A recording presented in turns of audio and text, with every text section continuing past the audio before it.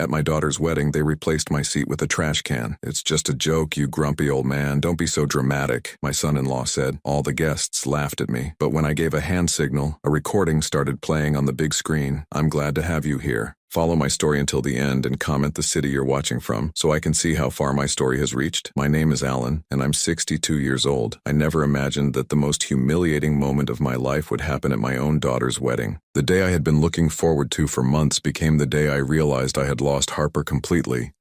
And it wasn't to marriage. It was to manipulation. The morning started like any father of the bride day should.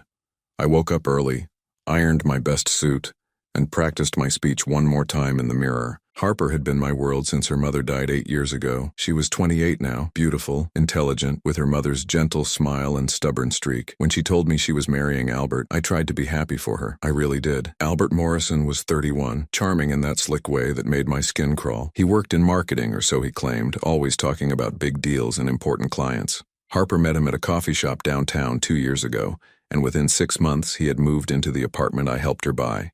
Within a year, they were engaged. Everything happened so fast, but whenever I tried to suggest they slow down, Harper would get defensive. "Dad, you just don't know him like I do," she would say, her voice taking on that edge it got whenever Albert was criticized. "He makes me happy. Isn't that what matters?" The wedding venue was the Riverside Country Club, the same place where my wife and I had celebrated our anniversary every year. Harper chose it because she said it would make her mother feel close to us. The irony wasn't lost on me. This place that held our happiest memories was about to become the setting for my worst nightmare. I arrived at 3 in the afternoon, 2 hours before the ceremony. The staff was bustling around, arranging flowers and setting up chairs. I went to check the seating arrangement, something I had been quietly dreading. Albert had insisted on handling all the wedding details, claiming he wanted to take the stress off Harper. Every time I offered to help or asked to see the plans, he would smile that practice smile and say everything was under control. The main reception area was elegant, decorated in white and gold with round tables positioned around a small dance floor. Each table had a number and a list of guests. I found table 1, the head table where the wedding party would sit. Table 2 had Harper's college friends. Table 3 had my side of the family, my brother Tom and his wife, my cousin Margaret. I kept looking, expecting to find my name at table 4 or 5, somewhere close to the front. I wasn't at table 6, or 7, or 8. My heart started beating faster as I scanned the remaining tables. Finally, at the back of the room, near the kitchen doors, I saw a small card table that hadn't been there during the rehearsal dinner. It had no number, just a handwritten sign that made my blood run cold. Alan Garrett, special seating. But there was no chair. Instead, sitting behind the table, was a large silver garbage can with a white bow tied around it, and a small placard that read, "Reserved for the father of the bride." I stood there for a full minute, staring at it, my mind refusing to process what I was seeing. This had to be a mistake, some kind of sick joke by the catering staff. Harper would never allow this. She couldn't possibly know about this. Pretty funny, right? I turned around to find Albert standing behind me, straightening his tie with that smug expression he wore whenever he thought he was being clever. He was dressed in an expensive black tuxedo that probably cost more than my monthly pension. His dark hair was perfectly styled, not a strand out of place. "What is this?" I asked, my voice barely above a whisper. Albert chuckled, the sound grating against my nerves like fingernails on a chalkboard. "Come on, Alan. Don't be so dramatic. It's just a little joke to lighten the mood. You know, break the ice before the ceremony." "A joke?" I felt something hot and sharp rising in my chest. "You want me to sit on a garbage can at my daughter's wedding?" "It's not just any garbage can," Albert said, grinning wider. "We made sure it was a nice one, silver, very classy. Besides, it's symbolic, don't you think? Old things making room for new things." The way he said old things made it clear he wasn't talking about furniture. "Harper knows about this?" I asked, though part of me already knew the answer. Albert's smile faltered for just a second, then returned full force. "Harper thinks it's hilarious.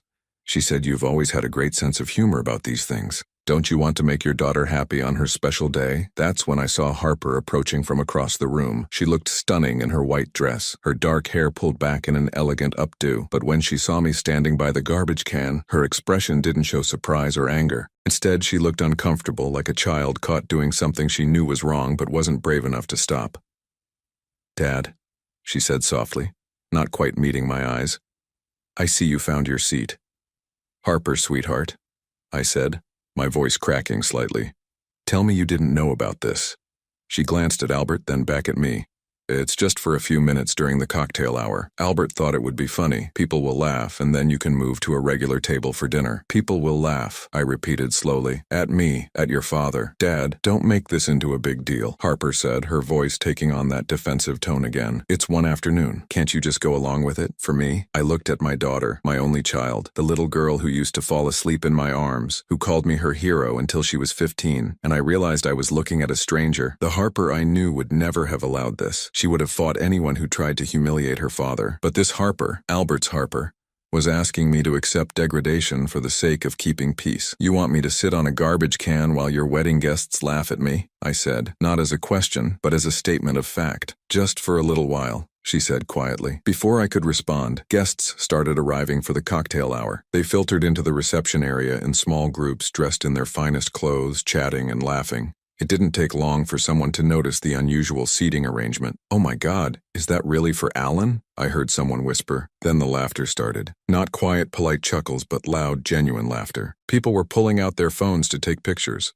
A group of Albert's groomsmen were practically doubled over, pointing at the garbage can and making jokes I couldn't quite hear but could definitely imagine.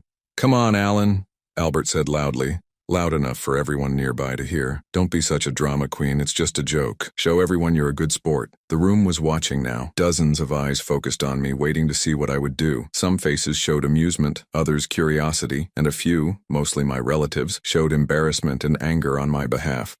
But no one spoke up. No one told Albert this was wrong. They just watched and waited for the show. I felt my chest tighten, the familiar ache that had been my companion since my wife died intensifying until I could barely breathe. This wasn't just humiliation. This was erasure. Albert wasn't just making me look foolish. He was making me disappear, reducing me to a joke, a relic to be laughed at and forgotten. Harper stood beside her husband-to-be, her face flushed but her silence deafening. My daughter, who I had raised to stand up for what was right, was watching her father be humiliated and doing nothing to stop it. That's when I realized Albert hadn't just been working to marry Harper. He had been working to isolate her, to turn her against me, to make her choose between us. And tonight, in front of all these people, she had made her choice. But Albert had made one crucial mistake. He thought he knew everything about me, thought I was just a harmless old man who would quietly accept whatever scraps of dignity he chose to leave me. He had no idea what I had discovered about him 3 months ago, or what I was prepared to do with that information. As I stood there looking at the garbage can that was supposed to be my throne of humiliation, I felt something shift inside me. The hurt was still there, sharp and deep, but underneath it was something else. Something harder and more dangerous. I reached into my jacket pocket and felt the small remote control I had hidden there. Tonight, Albert Morrison was going to learn that underestimating people was a very expensive mistake. The path to this moment had started 18 months ago, though I didn't realize it at the time. I remember the exact conversation that should have been my first warning. Harper had called me on a Tuesday evening, her voice strained in a way that immediately put me on alert. "Dad, we need to talk," she said without her usual warm greeting.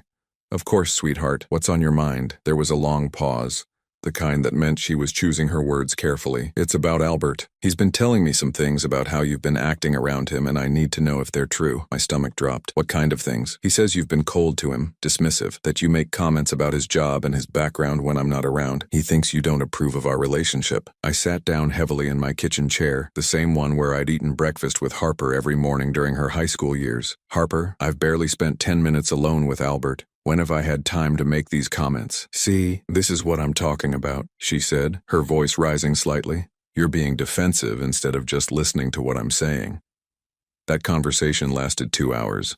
By the end of it, I felt like I was talking to a different person. The Harper I knew would have laughed at the suggestion that I was anything but welcoming to her boyfriends.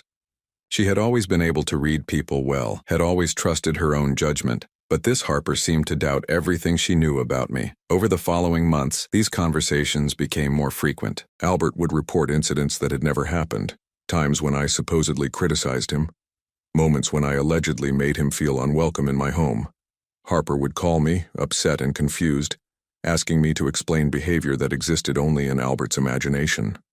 "He says you told him he wasn't good enough for me," she said during one particularly painful call. "Harper, when did I supposedly say this?" "Last Sunday when you were grilling burgers. He says you pulled him aside and told him he should find someone more his level. I remembered that Sunday clearly. Albert had spent the entire afternoon on his phone, barely speaking to anyone. I had asked him once if he wanted to help with the cooking, and he had declined without looking up from his screen. We had maybe exchanged 20 words the entire day. Sweetheart, that never happened. We barely spoke last Sunday. But why would he lie about something like that? Harper asked, and I could hear the genuine confusion in her voice. What would he gain from making it up? That was the question that kept me awake at night. What did Albert gain from turning Harper against me? At first, I thought it was simple insecurity. Maybe he felt threatened by our close relationship and wanted to create distance.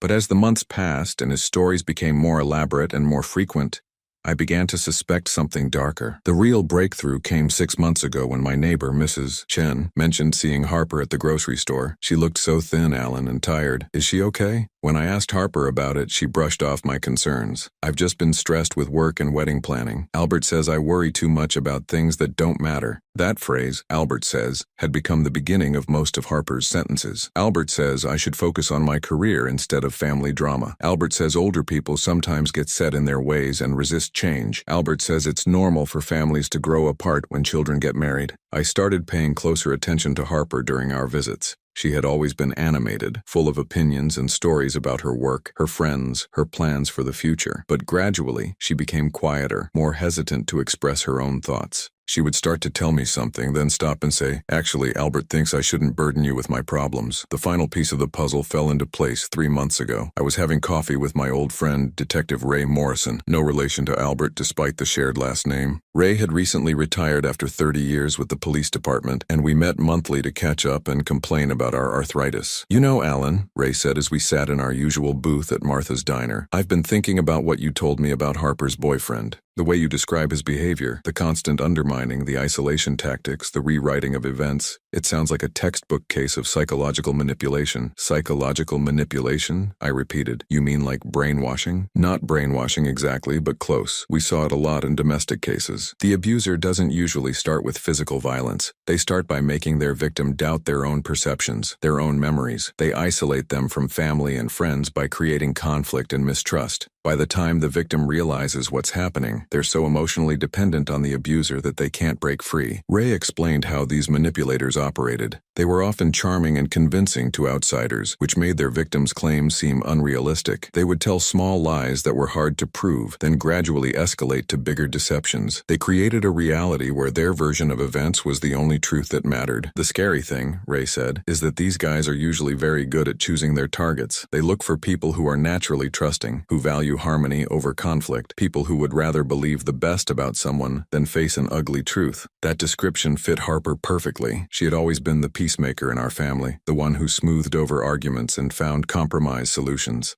After her mother died, she had thrown herself into taking care of everyone else's emotional needs, often at the expense of her own. "So what can I do?" I asked Ray. "If Harper doesn't believe me about Albert, how can I protect her?" Ray stirred his coffee thoughtfully. "In my experience, these situations usually have to play out. The victim has to see the truth for themselves. But sometimes, if you can document the manipulation, if you can prove that the abuser is lying, it can break the spell." That conversation planted a seed that grew into a plan. I started documenting every interaction with Albert, every conversation with Harper, every lie and contradiction. I hired a private investigator, something I never thought I would do in my lifetime, to dig deeper into Albert's background. What we found was worse than I had imagined. Albert Morrison wasn't just a manipulator, he was a serial manipulator. My investigator, a woman named Sarah Chen, daughter of my neighbor, had traced Albert's history through 3 previous relationships. In each case, the pattern was identical. He would charm his way into a woman's life, gradually isolate her from her support system, then disappear once he had gotten what he wanted. His first victim was named Jennifer Walsh, Sarah explained as she spread photos and documents across my kitchen table. He dated her for 2 years, convinced her to take out loans to fund his business ventures, then vanished when she was $20,000 in debt. The second victim was Maria Santos, a teacher who had helped Albert through what he claimed was a difficult period after his father's death. She had let him move into her apartment, had supported him financially while he supposedly looked for work,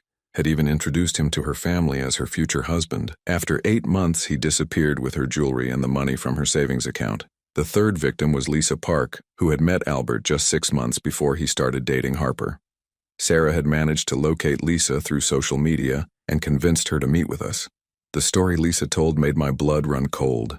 He told me his name was Albert Martin, Lisa said as we sat in a quiet restaurant outside the city. He said he was an entrepreneur, that he was working on a revolutionary marketing concept that would make us both rich. I believed him because he was so confident, so sure of himself. He made me feel like the most important person in the world. Lisa explained how Albert had systematically isolated her from her friends and family, using the same techniques he was now using on Harper. He had convinced her that her parents were controlling, that her friends were jealous of their relationship, that only he truly understood and appreciated her. The worst part, Lisa said, tears in her eyes, was that he made me doubt my own sanity. He would tell me I had said things I never said, that I had agreed to things I never agreed to. When I tried to argue, he would act hurt and confused, like I was being unreasonable. Eventually, it was easier to just agree with him than to fight. Albert had disappeared from Lisa's life just 2 weeks before he met Harper. She had filed a police report, but without concrete evidence of theft or fraud, there was little the authorities could do. He had been too careful, too clever in his manipulations. I tried to warn your daughter, Lisa told me. I found her on social media and sent her a message explaining who Albert really was, but he must have seen it first because she never responded. A few days later, I got a message from her account telling me to stop harassing her boyfriend with my lies. As I sat in my car after meeting with Lisa, I felt a rage unlike anything I had ever experienced. Albert hadn't just stolen money from these women, he had stolen their sense of reality, their ability to trust their own judgment, and now he was doing the same thing to Harper. But tonight, finally, I had everything I needed to expose him. The investigator had done more than just uncover Albert's past victims. She had found something that would destroy him completely, something so damning that even Harper wouldn't be able to deny the truth. As I stood in that wedding reception, watching guests laugh at the garbage can that was supposed to be my seat, I thought about the recording device in my pocket and the bombshell I was about to drop. Albert Morrison thought he had won, thought he had successfully turned my daughter against me while securing his next victim. He was about to learn how wrong he was. The laughter in the reception hall was reaching its peak when I made my decision. Albert was basking in the attention, telling anyone who would listen how good-natured I was being about the joke. Harper stood beside him, her smile forced but her silence complete. She had chosen her side and it wasn't mine. I reached into my jacket pocket and pulled out the small remote control I had hidden there. Earlier that morning, I had worked with the venue's audiovisual technician to set up a surprise presentation. I told him it was a special tribute video for Harper, something to play during the reception.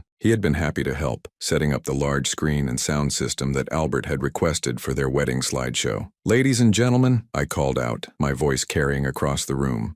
The chatter died down as heads turned toward me. "Before we begin the evening's festivities, I have a special presentation for the happy couple." Albert's face lit up with what he probably thought was anticipation, but looked more like greed to me. He loved being the center of attention, loved any opportunity to be celebrated or admired. Harper looked confused but pleased, probably thinking I was finally embracing the spirit of her wedding. "That's so sweet, Dad," she said, her voice carrying that artificial brightness she had developed since dating Albert. "We weren't expecting anything like this." "Oh, I think you'll find it very educational," I replied, pressing the first button on the remote. The large screen at the front of the reception hall flickered to life. Instead of wedding photos or a sentimental tribute, the guests found themselves looking at a split-screen image. On the left side was Albert Morrison, the man they all knew as Harper's devoted fiancé. On the right side was the same man, but in different clothes, with his arm around a different woman. The woman was named Rebecca Morrison. She was Albert's wife.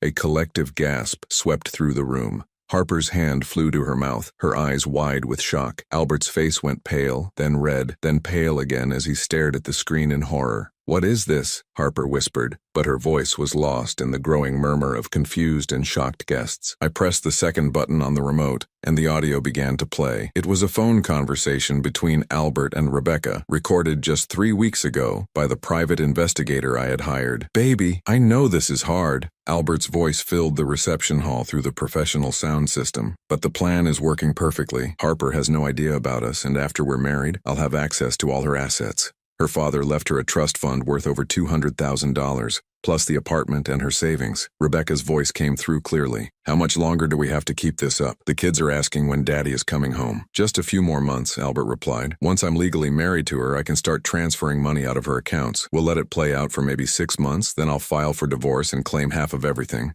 With what we get from Harper, plus what I already took from the last one, we'll have enough to disappear somewhere nice. Maybe Costa Rica. The reception hall had gone completely silent except for the damning recording. Harper was shaking her head, her face white as her wedding dress. Some guests were holding up their phones, recording the disaster unfolding before them. "Turn it off," Albert said, his voice barely audible. "Turn it off right now." But I wasn't finished. I pressed the third button and new images appeared on the screen. Wedding photos, but not from today. These were from Albert and Rebecca's wedding 4 years ago in Nevada. Then came more photos. Albert with Rebecca and their 2 children, a boy and a girl who looked to be about 6 and 8 years old. Family photos from birthday parties, Christmas mornings, vacation trips to Disneyland. "This is fake," Albert said desperately, his voice rising. "This is all fake. He's doctored these photos. This is some kind of elaborate revenge because he doesn't approve of our relationship." But his protests were drowned out by the continuing audio recording. Now it was a different conversation, this one between Albert and a man whose voice I didn't recognize.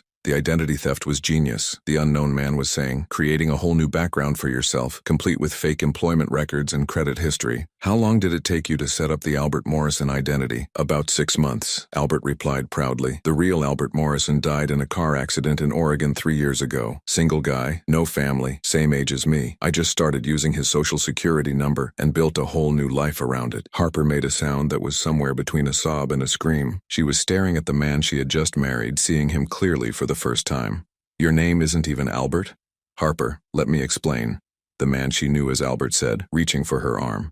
"This is all taken out of context. Your father has manipulated these recordings." But Harper stepped away from him, her whole body trembling. "What's your real name?"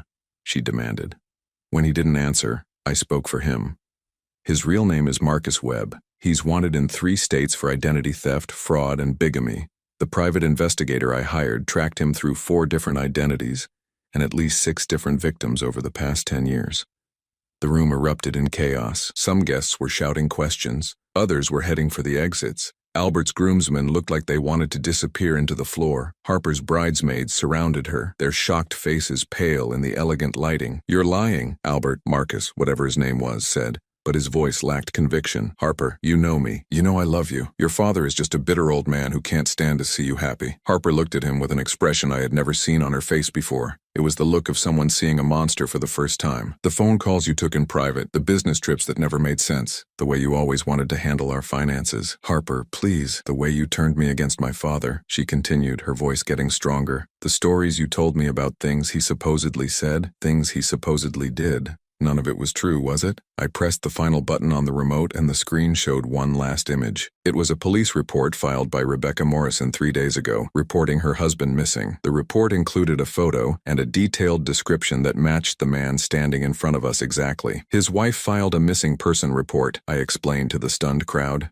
"She's been looking for him for weeks, worried that something terrible had happened. She has no idea he's been living a double life, preparing to commit bigamy so he could steal from another woman." The man who had called himself Albert Morrison looked around the room desperately, searching for an escape route or an ally. But there was nowhere to run and no one left to convince. The evidence was overwhelming, undeniable, devastating. Harper was crying now. Great heaving sobs that shook her entire frame. She pulled off her wedding ring and threw it at his feet. "Get out," she said, her voice breaking. "Get out of here before I call the police myself." "Harper, we can work this out," he pleaded. "I can explain everything. The recording is doctored. The photos are fake. Your father is trying to destroy us because he's jealous of what we have." But Harper wasn't listening anymore. She was looking at me with an expression of dawning horror and shame. "Dad," she whispered. "Oh God, Dad, what have I done?"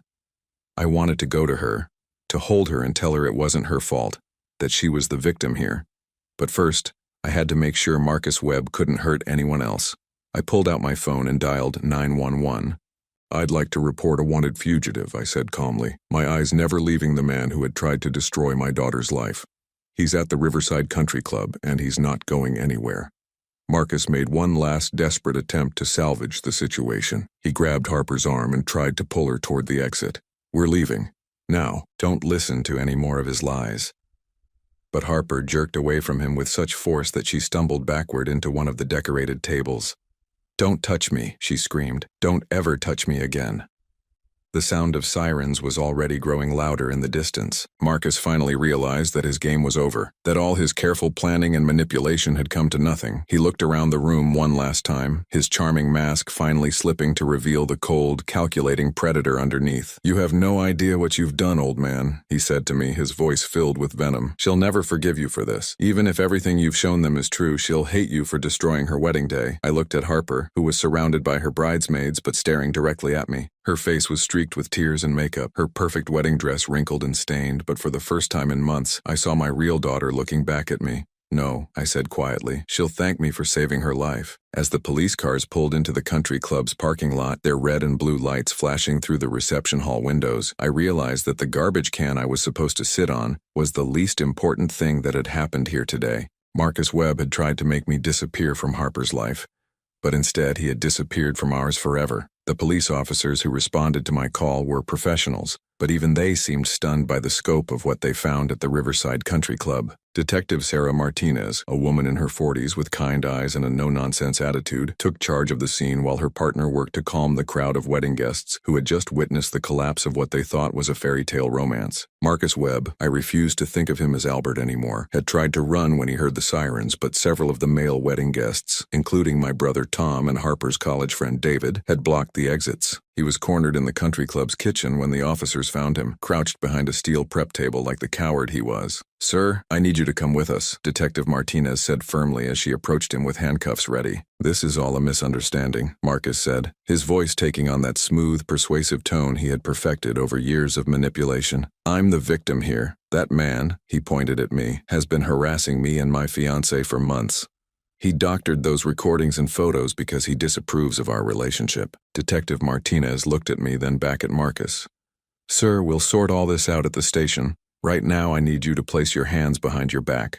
"I demand to speak to my lawyer," Marcus said, but he was already being cuffed and read his rights. As they led him away, he turned back to look at Harper one last time. "This isn't over, Harper. When you realize what your father has done to us, when you understand how he's manipulated you, you'll come back to me. I'll be waiting." Harper flinched as if he had slapped her, and I saw something break inside her at those words. Even now, even caught red-handed, Marcus was trying to plant seeds of doubt, trying to make her question her own perception of reality. The reception hall was in chaos.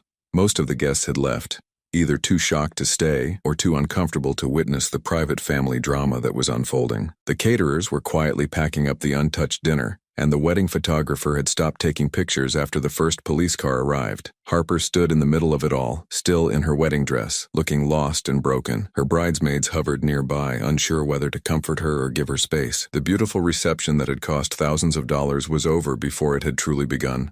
"Harper," I said softly, approaching her carefully. "Sweetheart, are you okay?" She looked at me with red, swollen eyes. "Am I okay?"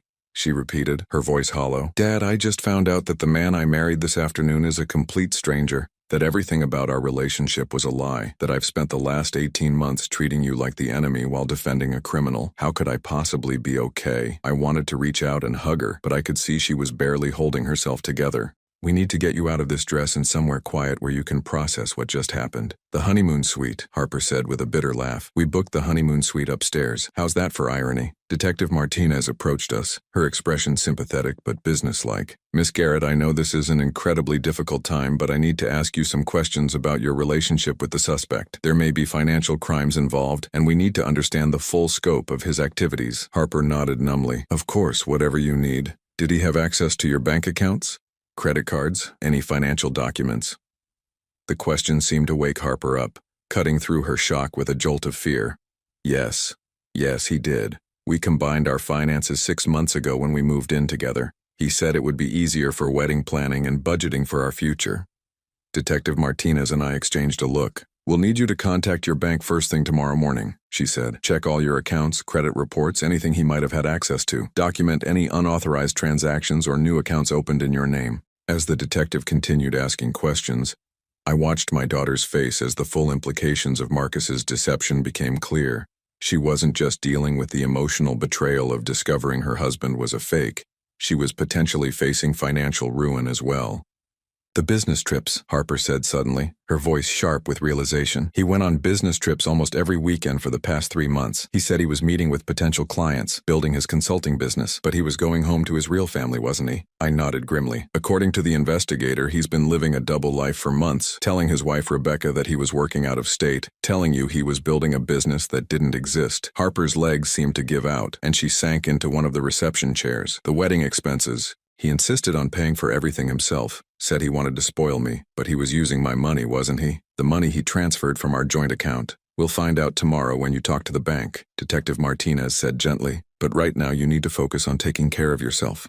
Do you have somewhere safe to stay tonight? Family or friends who can be with you? Before Harper could answer, my brother Tom appeared at my elbow. He had been quiet during the confrontation, but I could see the anger simmering in his eyes. She's staying with us tonight, he said firmly. Margaret's already gone home to set up the guest room and make some calls to cancel the honeymoon reservations. Harper looked up at him with surprise. Uncle Tom, you don't have to. Yes, we do, he interrupted. Alan, you did the right thing tonight. I know it wasn't easy, and I know Harper might not see it that way right now, but you saved her from years of hell. As if his words had opened a floodgate, Harper began to cry again. Not the shocked, silent tears from earlier, but deep, wrenching sobs that seemed to come from the very core of her being. I can't believe I fell for it, she gasped between sobs. I can't believe I was so stupid. You weren't stupid, I said, finally moving close enough to put my arm around her shoulders. You were kind and trusting and loving. Those are good qualities, Harper. The fact that someone took advantage of them doesn't make you foolish. But I turned against you, she said, looking up at me with anguish. All those times he told me you said things you never said, did things you never did. I believed him instead of believing you. I let him convince me that you were the problem. The pain in her voice was almost unbearable. Sweetheart, that's what manipulators do. They're experts at making their victims doubt their own perceptions. You're not the first person to fall for this kind of psychological abuse, and you won't be the last. Detective Martinez finished taking Harper's initial statement and handed her a business card. Call me tomorrow after you've spoken with your bank. We'll need detailed records of any financial transactions. And depending on what we find, we may need to involve federal authorities if he's been moving money across state lines. As the detective left, the three of us, Harper, Tom, and I, stood in the empty reception hall surrounded by the remnants of what should have been the happiest day of Harper's life. The flowers were wilting, the candles had burned down to nothing, and the garbage can with its white bow sat forgotten near the back wall, like a prop from a very bad joke. Dad, Harper said quietly, when did you know? When did you first suspect that Albert wasn't who he claimed to be? I thought about it for a moment. I think part of me knew something was wrong from the beginning. He was too smooth, too charming, too eager to isolate you from everyone who cared about you. But I didn't have proof until 3 months ago when I hired the private investigator. 3 months? Harper's eyes widened. You knew for 3 months and didn't tell me? I tried to tell you, sweetheart, but every time I brought up concerns about Albert, you shut me down. He had convinced you that I was the problem, that I was trying to sabotage your happiness. If I had shown you the evidence before tonight, you wouldn't have believed it. You would have thought I had fabricated it out of jealousy or spite. Harper was quiet for a long time, processing this information. Finally, she said, the garbage can, making me watch while everyone laughed at you. That was his final test, wasn't it? To see if I would choose him over you completely. I think so, yes, and I failed the test. Her voice was barely a whisper. I stood there and watched my father be humiliated, and I did nothing to stop it. Tom spoke up before I could respond. Harper, you were being psychologically manipulated by an expert. Don't blame yourself for falling victim to someone whose entire livelihood depends on being convincing. As we finally prepared to leave the country club, Harper paused at the entrance to look back at the reception hall one last time. I keep thinking about his real wife, she said. Rebecca. She's been worried sick about him, filing missing person reports, probably blaming herself for whatever she thinks drove him away. And all this time he's been here, planning to steal my money and abandon both of us. The police will contact her tonight, I assured her. She'll finally have answers, even if they're not the answers she was hoping for. Harper nodded, then turned to me with an expression I hadn't seen since she was a little girl. Complete trust and vulnerability. Dad, I'm so sorry. For everything. For not believing you. For choosing him over you. For letting him drive a wedge between us. I don't know how you can ever forgive me. I pulled her into a hug, holding her tight against my chest the way I used to when she was small and the world seemed too big and scary. There's nothing to forgive, sweetheart. You're my daughter, and I love you. That never changed, not even when you couldn't see it. As we walked out into the cool evening air, I realized that Marcus Webb had made one critical miscalculation. He had assumed that breaking Harper's trust in me would give him complete control over her. But what he didn't understand was that real love, the kind between a father and daughter, doesn't disappear just because someone tries to poison it. It just waits patiently for the truth to set it free. The week following the wedding was a blur of police interviews, bank meetings, and legal consultations. Harper moved back into her old room at my house temporarily, while we sorted through the financial damage Marcus had caused. Having her home again after all those months of tension and distance should have been a relief, but the silence between us was heavier than any argument we had ever had. She spent most of those first few days in her room, emerging only for meals that we ate in uncomfortable quiet. I could hear her on the phone with the bank, with credit card companies, with lawyers, her voice flat and businesslike as she tried to untangle the web of financial manipulation Marcus had woven around her life. On Thursday morning, she came downstairs with a stack of papers and sat across from me at the kitchen table where we used to eat breakfast together when she was in high school. Her eyes were red from crying, but her jaw was set with a determination I recognized from her mother. "I need to tell you how bad it is," she said without preamble. I set down my coffee cup and gave her my full attention. "Okay, he stole $43,000 from my savings account over the past 6 months. Small transfers, nothing big enough to trigger alerts from the bank. He opened 3 credit cards in my name and maxed them out. That's another $28,000 in debt. He took out a personal loan using my apartment as collateral for $15,000. Her voice was steady, but I could see her hands shaking as she read from the papers. "Jesus, Harper. There's more. He convinced me to add him to my checking account so he could help manage our wedding expenses. He used that access to write checks to himself, totaling another $12,000. In total, he stole nearly $100,000 from me." I felt sick. "What did the bank say? Can any of it be recovered?" Harper let out a bitter laugh. "Some of it, maybe. Since I voluntarily gave him access to some of the accounts, it's not technically theft in all cases. The credit cards opened without my knowledge are clear fraud, so those debts should be forgiven. But the money he transferred from accounts I had given him permission to access, that's going to be much harder to prove wasn't legitimate." We sat in silence for a few minutes while I processed the scope of Marcus's theft. It wasn't just the money, though that was devastating enough. It was the systematic way he had planned and executed Harper's financial destruction while she trusted him completely. "I keep thinking about all the times he complained that I was being too careful with money," Harper said quietly. "He would say things like, 'You can't take it with you,' and 'We need to start living like the successful couple we're going to be.' I thought he was encouraging me to be less anxious about finances. I didn't realize he was conditioning me to ignore my instincts about protecting my assets. Harper, you couldn't have known. He's clearly done this before, and he's had years to perfect his techniques." She looked up at me with an expression that was part gratitude, part anguish. "Dad, I need to ask you something, and I need you to be completely honest with me." "Of course. When I was defending him to you, when I was choosing his version of events over yours, did you hate me?" The question hit me like a physical blow. "Harper, no, never. Not for 1 second. But I was so awful to you. I accused you of being jealous and controlling. I told you that you were trying to sabotage my happiness because you couldn't stand to see me with someone who made me feel loved." Her voice broke on the last words. I reached across the table and took her hands in mine. "Sweetheart, you were being psychologically manipulated by an expert. Every reaction you had, every choice you made, was the result of months of carefully planned emotional abuse. You're not responsible for falling victim to that, but I should have known better. I should have trusted you instead of him." "Why?" "He spent months convincing you that I was the problem. He told you stories about things I supposedly said and did, things that sounded just plausible enough to plant seeds of doubt. He isolated you from me gradually, so subtly that you didn't even realize it was happening. That's not your fault, Harper. That's what predators do." She pulled her hands free and wiped her eyes with the back of her sleeve. "I keep thinking about Mom, about what she would say if she could see what I've become. She taught me to be strong and independent, to trust my instincts and stand up for myself. Instead, I let a man convince me that my own father was my enemy." The mention of my wife sent a familiar ache through my chest. Susan had been gone for 8 years, but I still missed her wisdom and her gentle strength every day. She would have seen through Marcus immediately, would have protected Harper from his manipulation. "Your mother would be proud of you," I said firmly. "She would be proud that you found the courage to face the truth when it was presented to you. She would be proud that you're fighting to rebuild your life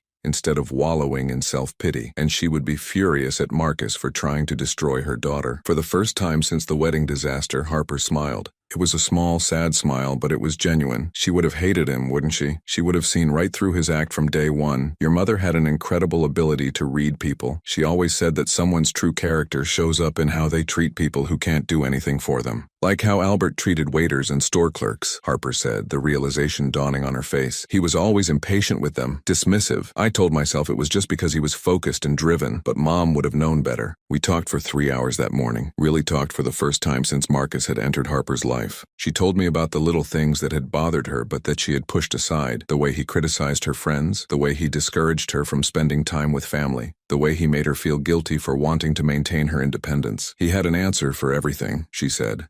When I questioned something he did or said, he always had a reasonable explanation. When I felt uncomfortable about a decision he was pushing me toward, he made me feel like I was being irrational or overly emotional. That's called gaslighting, I explained. It's a form of psychological manipulation where the abuser makes their victim question their own sanity and perceptions. It's one of the most effective tools predators use because it's so subtle and gradual. Harper was quiet for a long time, processing this information. Finally, she said, "I want to help catch him. I want to make sure he can't do this to anyone else." The police said they have enough evidence to charge him with identity theft and fraud. The federal authorities are getting involved because he crossed state lines and used false identities. He's looking at serious prison time. That's not enough, Harper said, her voice hardening. I want to find his other victims. I want to help them get justice too, and I want to make sure his real wife knows exactly what kind of man she's married to. I studied my daughter's face, seeing a strength there that reminded me so much of her mother it took my breath away. Are you sure you're ready for that? It's going to mean reliving everything that happened, probably testifying in court, facing him again. I'm sure, Harper said without hesitation. He tried to destroy my life, Dad. He tried to turn me against you and steal everything I had worked for. He made me doubt my own sanity and my own worth. I'm not going to let him get away with that, and I'm not going to let him do it to anyone else. That afternoon, Detective Martinez came to the house to update us on the investigation. She sat in our living room with a thick file folder, her expression serious but optimistic. We've made contact with Rebecca Morrison, his legal wife, she began. She's devastated, of course, but she's cooperating fully with the investigation. She had no idea about his other identities or his criminal activities. She thought he was working as a traveling consultant. What about his children? Harper asked. Are they okay? They're confused and hurt, but they're safe. Rebecca has family support and she's already filed for divorce. She's also provided us with financial records that show a pattern of unexplained income over the past few years, money that we now know came from his various fraud schemes. Detective Martinez opened her file and pulled out several photographs. We've also identified at least 3 more victims in addition to the ones your private investigator found. Marcus Webb has been running these romance scams for at least 7 years, possibly longer. The total amount stolen from all his victims is approaching $500,000. Harper's face went pale. $500,000. How many women has he destroyed? At least 8 that we know of so far. The FBI is taking over the case because of the multi-state nature of his crimes and the scope of the financial fraud. They're going to want to interview you extensively, Harper. Your testimony will be crucial in establishing his pattern of behavior. I'll do whatever it takes, Harper said immediately. After Detective Martinez left, Harper and I sat on the front porch watching the sunset. It was something we used to do regularly when she was younger, but we hadn't shared this kind of peaceful moment in almost 2 years. Dad, she said quietly, I need to ask you something else. Anything. When you hired the private investigator and started gathering evidence against Albert, Marcus, whatever his name is, were you hoping I would figure it out on my own? Were you waiting for me to come to you? I considered the question carefully. Part of me was hoping that, yes. I thought maybe if I just stayed consistent, if I kept being your father and loving you despite everything he was telling you about me, you might start to see the contradictions in his stories. But you were also prepared to expose him whether I figured it out or not. Yes, I couldn't let you marry him knowing what I knew, even if it meant you might never forgive me. Harper reached over and took my hand. I'm so sorry it came to that. I'm sorry you had to choose between protecting me and losing me. I never lost you, I said, squeezing her hand. You were still there, still my daughter, even when you couldn't see it. Marcus tried to erase me from your life, but he underestimated something. What's that? He underestimated how much your father loves you, and how much you love him deep down, even when someone is trying to convince you otherwise. As the stars began to appear in the darkening sky, I realized that Marcus Webb had actually done us an unintentional favor. His betrayal had been so complete, so devastating, that it had shattered all the walls he had built between Harper and me. Now we could rebuild our relationship on a foundation of truth and mutual respect, stronger than it had ever been before. Tomorrow would bring more interviews, more legal proceedings, more painful reminders of how close Harper had come to losing everything. But tonight my daughter was home. She was safe, and she knew without a doubt that her father would always fight for her. That was worth more than all the money Marcus had stolen. 8 months later, I sat in a federal courthouse watching Marcus Webb, whose real name turned out to be Marcus David Thompson, being sentenced for multiple counts of fraud, identity theft, and bigamy. Harper sat beside me, her posture straight and confident, no trace of the broken woman who had collapsed in her wedding dress that terrible night. The past 8 months had been a journey of healing and justice that I never could have imagined. The FBI investigation had uncovered a criminal network that stretched back over a decade. Marcus wasn't just a simple con man, he was part of an organized group that specialized in romance fraud, sharing techniques and even identities to maximize their profits. Harper had become the star witness in the federal case. Her testimony about Marcus's psychological manipulation tactics had helped prosecutors establish a pattern of behavior that connected him to crimes in 7 different states. She had spoken to a packed courtroom about the way he had systematically isolated her from her family, stolen her money, and nearly destroyed her sense of reality. The defendant didn't just steal money from these women, Harper had said during her testimony, her voice clear and strong. He stole their ability to trust themselves, their confidence in their own judgment, their faith in love itself. The financial damage can be repaired over time, but the psychological damage lasts much longer. As the judge read Marcus's sentence, 15 years in federal prison with no possibility of parole for 8 years, I watched his face for any sign of remorse or recognition of the pain he had caused. There was none. Even now, he maintained the cold, calculating expression of someone who saw his victims as nothing more than sources of income. After the sentencing, Harper and I walked out of the courthouse together into the bright spring sunshine. She had rebuilt her life in ways that amazed me every day. The financial damage from Marcus's theft had been largely repaired through insurance claims and restitution orders, but more importantly, she had rebuilt her confidence and her ability to trust her own instincts. "How do you feel?" I asked as we stood on the courthouse steps. Harper was quiet for a moment, considering the question. "Relieved," she said finally. "Not just because he's going to prison, but because this whole chapter of my life is finally closed. I can move forward now without looking over my shoulder." She had already started moving forward in remarkable ways.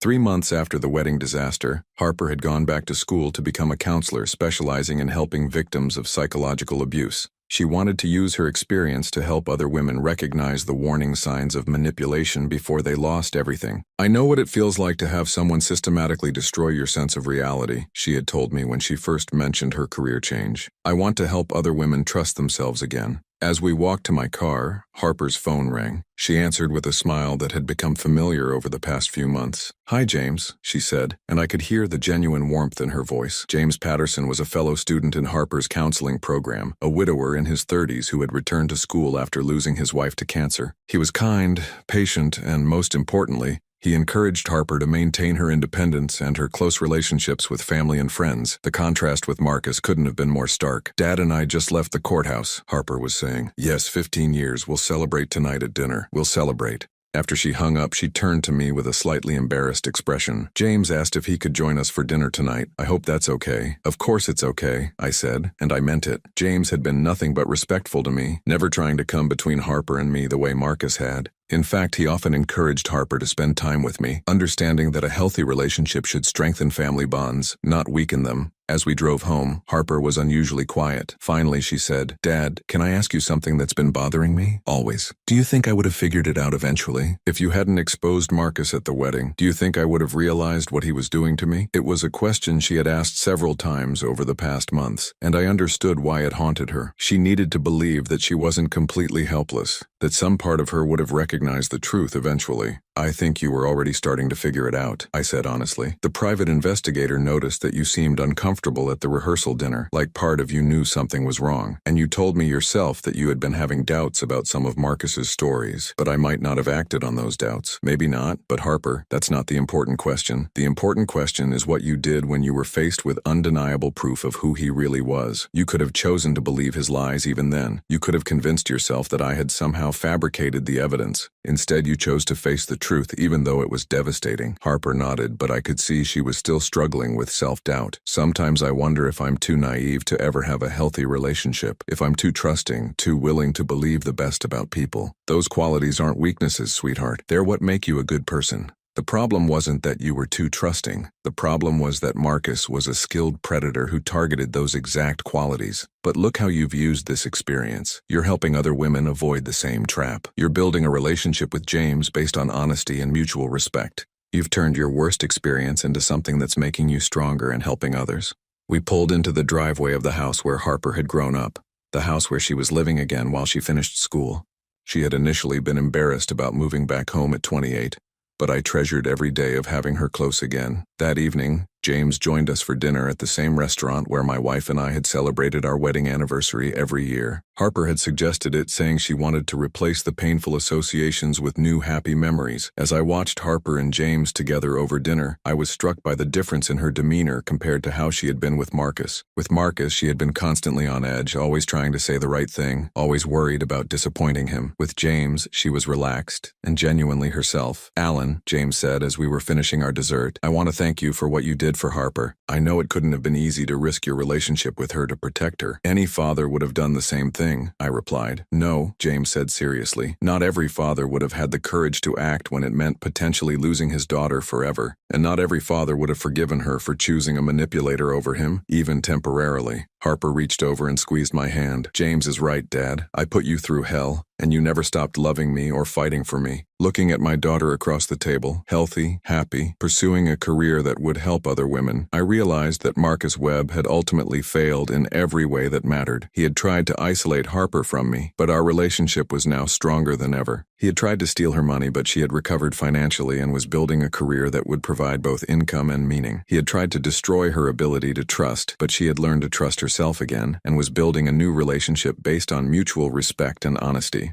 Most importantly, he had tried to make her into a victim, but she had chosen to become a survivor. 6 months later, I stood in another reception hall, but this time the atmosphere couldn't have been more different. Harper was receiving an award from the State Counseling Association for her work with abuse victims. She had completed her degree in record time and had already helped dozens of women recognize and escape manipulative relationships. As she gave her acceptance speech, I felt a pride that went deeper than any I had ever experienced. Not just pride in her professional accomplishments, but pride in the strength and wisdom she had shown in rebuilding her life. "My father once told me that the most important thing about falling down is learning how to get back up," Harper said from the podium. "I fell down hard and I fell down publicly, but with the help of people who truly loved me, I learned that getting back up isn't just about recovery. It's about using your experience to help others avoid the same fall." After the ceremony, as we walked to our cars, Harper turned to me with tears in her eyes. "Dad, I need to tell you something." "What's that, sweetheart?" "I'm grateful it happened." I stopped walking, shocked by her words. "What?" "I'm grateful that Marcus came into my life and showed me what manipulation looks like.